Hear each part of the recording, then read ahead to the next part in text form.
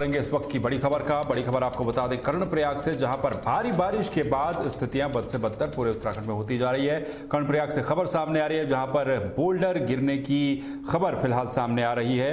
इसके अलावा आपको बता दें कि कर्णप्रयाग और गौचर में बोल्डर गिरने की खबर सामने आ रही है। बद्रीनाथ हाईवे पूरी तरह से बंद हो चुका है। लगातार हो रही बारिश के बाद ये स्थितियां पैदा हुई हैं।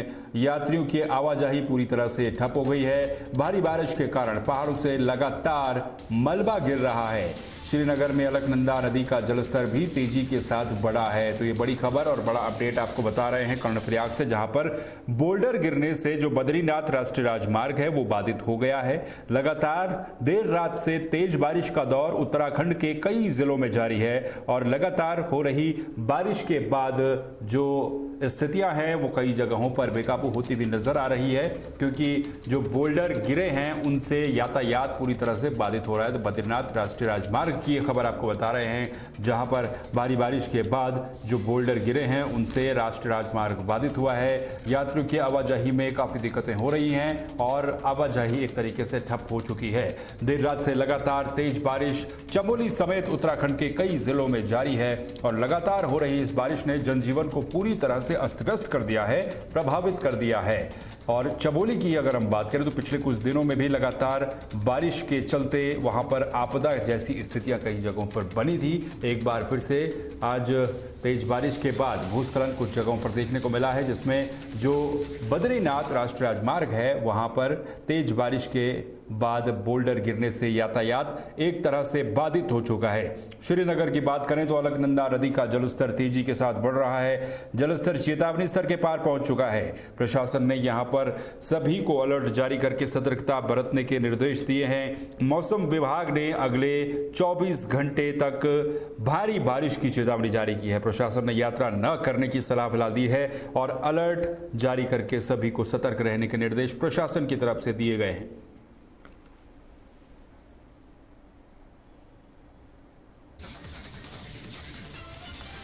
बड़ी खबर एक और आपको बता देते हैं, जहां देहरादून में लगातार तेज बारिश के बाद सहस्त्रधारा में आपदा जैसी स्थितियां बन गई और काफी ज्यादा नुकसान की खबर सहस्त्रधारा से सामने आई है। बाढ़ के चलते कई होटल इसकी चपेट में आए हैं। कुछ मजदूर यहां पर लापता हैं और एसडीआरएफ प्रशासन की टीमें बचाव कार्यों में इस समय जुटी हुई हैं। सहस्त्रधारा में बादल फटने से भारी तबाही की खबर सामने आई है। लगातार इस खबर पर आपको अपडेट दे रहे हैं। इस तबाही में अमरोहा के भी 3 मजदूर जो हैं वो इस तबाही के दौरान यहां पर फंस गए और अभी भी वो लापता बताए जा रहे हैं।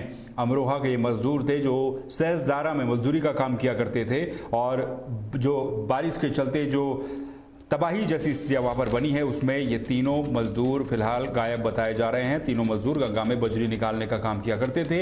एसडीआरएफ और प्रशासन की टीमें बचाव कार्यों में जुटी हुई हैं। ये तस्वीरें अमरोहा से सामने आई हैं। ये उनके परिजन हैं जो मजदूर सहस्त्रधारा में मजदूरी का काम किया करते थे और वहां से, क्योंकि ये तस्वीर भी आप देखिए, ये उन 3 मजदूरों की तस्वीरें हैं जो सहस्त्रधारा में मजदूरी का काम किया करते थे और बादल फटने से सहस्त्रधारा में जो तबाही मची है उसके चलते ये मजदूर यहाँ से अभी फिलहाल लापता बताए जा रहे हैं। ये तस्वीरें भी आप देख सकते हैं किस तरह से जो मजदूर यहाँ पर लापता हुए हैं उनके घर में एक तरह से दहशत का भी माहौल है, मातम का भी माहौल है, क्योंकि जो तस्वीरें सहस्त्रधारा की थी वो तस्वीरें बड़ी ही भयावह तस्वीरें थी। भूस्खलन के चलते, बाढ़ के चलते चारों तरफ मलबा ही मलबा नजर आ रहा है सहस्त्रधारा में और जो बादल फटने के बाद जो स्थितियां बनी हैं वो काफ़ी चिंताजनक हैं। लगातार इन जगहों पर प्रशासन राहत और बचाव का काम चला रहा है, लेकिन अमरोहा जिले के 3 मजदूर जो लापता बताए जा रहे हैं अभी तक पता नहीं चल पाया है।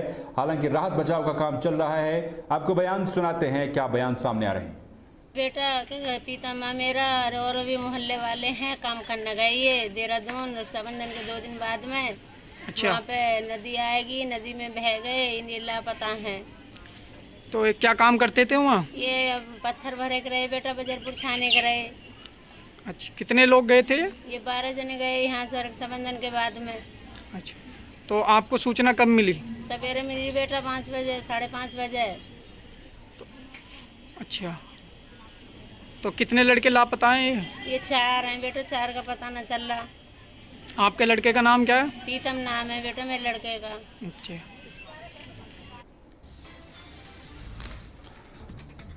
राजधानी देहरादून में बीती रात को हुई तेज बारिश के बाद कई जगहों पर आपदा जैसी स्थितियां बनी हैं। जैसे जो सहस्त्रधारा का जिक्र हमने आपको अभी करके बताया, कुल मिलाकर के 10 लोगों की मौत की खबर फिलहाल सामने आ रही है। कई दुकानें और होटल मलबे में तब्दील हो चुके हैं। एनडीआरएफ और एसडीआरएफ की टीमें राहत बचाव के कामों में जुटी हुई हैं और इसके साथ ही मुख्यमंत्री पुष्कर सिंह धामी ने भी राहत कार्यों का जायजा लिया है। साथ ही जो आपदाग्रस्त इलाके हैं उनका निरीक्षण मुख्यमंत्री पुष्कर सिंह धामी ने किया और मुआवजे की घोषणा भी की है। बादल फटने से 10 लोगों की मौत की खबर है, जिसमें विकास नगर से लेकर के सहस्त्रधारा तक और माल देवता केसरवाला, इन सभी जगहों पर जनजीवन पूरी तरह से प्रभावित हो गया है। देहरादून शहर में बहने वाली टॉन्स नदी, इसके साथ ही आसन नदी और रिश्पना नदी उफान पर है। इन नदियों के उफान से जो नदी के किनारे रहने वाले लोग हैं उनमें दहशत है। देहरादून और पछवादून को जोड़ने वाला उत्तरांचल लॉ कॉलेज के पास का जो पुल है वो भी क्षतिग्रस्त हो चुका है। वहां पर आवाजाही पूरी तरीके से बंद कर दी गई है और इसके अलावा जो बाकी जगहों पर स्थितियां बनी हैं वहां पर भी रेस्क्यू ऑपरेशन लगातार चल रहा है। विकास नगर की भी कई तस्वीरें हमने आज आपको दिखाई, लगातार कैसे वहां पर रेस्क्यू ऑपरेशन किया गया। कई मजदूर जो कि जो नदी थी उस नदी में बीच बहाव में फंस गए थे, उनको भी रेस्क्यू करने का काम विकास नगर में किया गया। तो अलग अलग जगहों पर कुल मिलाकर के अभी तक 10 लोगों के मौत की खबर फिलहाल सामने आ रही है। काफ़ी जो नुकसान है वो नुकसान इंफ्रास्ट्रक्चर के मामले में और कंस्ट्रक्शन के मामले में अगर कहें तो काफ़ी ज़्यादा नुकसान इन जगहों पर हुआ है। फिलहाल एसडीआरएफ और एनडीआरएफ की जो टीमें हैं वो लगातार रेस्क्यू ऑपरेशन इन जगहों पर चला रही हैं। तो देहरादून से ये खबर आपको बता रहे हैं, जहां पर तेज बारिश के चलते जो आपदा आई है उसमें मरने वालों की संख्या यानी कि मृतकों की संख्या 10 तक पहुंच गई है। प्रेमनगर क्षेत्र में जो पछवादून और देहरादून को जोड़ने वाली मेन कनेक्टिविटी है, जो पुल है, वो पुल का एक हिस्सा बह गया, जहां पर यातायात पूरी तरीके से बाधित हो गया। वहां पर पुलिस लगातार नजर बनाए हुए है, नदी के किनारे रहने वाले लोगों पर नजर बनाए हुए और लगातार बारिश अभी भी देहरादून में जारी है। यानी कि कुल मिलाकर के ये कहा जा सकता है कि माल देवता, रायपुर, केसरवाला, सहस्त्रधारा, इन तमाम जगहों पर काफ़ी ज़्यादा नुकसान हुआ है। लाल तप्पड़ की भी तस्वीरें बड़ी भयावह सामने आई थी, जहां पर जो हरिद्वार को जाने वाला हाईवे है वो भी एक तरह से क्षतिग्रस्त हो गया, पूरी तरह से वहाँ पर वो हाईवे भी बाधित हो गया। इसके अलावा जो शहर के भीतर वाले इलाके हैं, कई जगहों पर जल भराव के चलते दिक्कतों का सामना करना पड़ा है। IT पार्क से एक बार फिर से डराने वाली तस्वीरें सामने आई, जहां पर तेज बहाव में नाले बहते हुए नजर आए हैं। तो ये बड़ी अपडेट इस समय आपको बता रहे हैं, 10 लोगों की मौत की खबर है। एनडीआरएफ और एसडीआरएफ राहत बचाव के कार्यों में जुटी हुई है।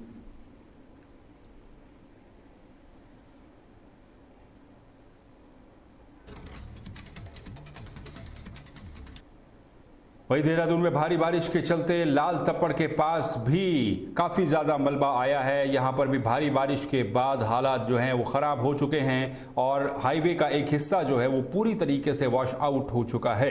तो लाल तप्पड़ से खबर आपको बता रहे हैं, जहाँ पर भारी बारिश के चलते पुल के पास देवी मंदिर परिसर में भी कीचड़ भर गया है, मलबा भर गया है। दर्जनों लोगों के घरों में पानी घुस आया है। इसके साथ ही पुलिस और प्रशासन राहत और बचाव के कार्यों में जुटे हुए हैं। प्रशासन मौके पर पहुंच करके राहत और बचाव के काम कर रहा है। और लाल तप्पड़ की तस्वीरें ये देखिए, ये जो लाल तप्पड़ में फन वैली जहां पर किंगडम है, वहां उसके आसपास की तस्वीरें हैं। इन तस्वीरों से अंदाज़ा लगाया जा सकता है कि इतना भूधसाव यहाँ पर हुआ है कि मानो कोई वाटरफॉल की तस्वीर आप इस समय देख रहे हो। लेकिन ये हरिद्वार को जाने वाला हाईवे ही है, जो लाल तप्पड़ के पास फन वैली नाम की जो ये जगह है यहाँ पर पड़ता है। तो अंदाज़ा लगाया जा सकता है कि उत्तराखंड में बीते 24 घंटे में लगातार किस तरह से भारी बारिश का दौर जारी है। मौसम विभाग के मुताबिक आने वाले 1-2 दिनों तक मौसम इसी तरीके से बदला हुआ देखने को मिल सकता है। यानी कि मानसून जाते जाते और तेज बरसना शुरू हो चुका है और इस तेज होती बारिश से उत्तराखंड में जनजीवन पूरी तरह से अस्त व्यस्त हो चुका है। पिछले काफ़ी समय से उत्तराखंड आपदा की मार झेल रहा है, लेकिन मानसून की विदाई के बाद अब अब ये सितंबर अंत तक कहा जाता है कि 15 सितंबर के बाद बरसात कम होती है, लेकिन 15 सितंबर आते आते बरसात काफ़ी तेज़ी के साथ उत्तराखंड में देखने को मिली है। उत्तराखंड में गढ़वाल मंडल के कई ज़िलों में भारी बारिश ने कहर मचाया है। इन जगहों की तस्वीरें हमने आपको दिखाई, किस तरह से इन जगहों की तस्वीर है, इन जगहों की स्थितियाँ किस तरह से बनी हुई है। ब्रेकिंग न्यूज़ में फिलहाल के लिए बस इतना ही। बाकी खबरों के लिए आप बने रहिए तहलका डिजिटल के साथ। मुझे दीजिए इजाज़त। नमस्कार।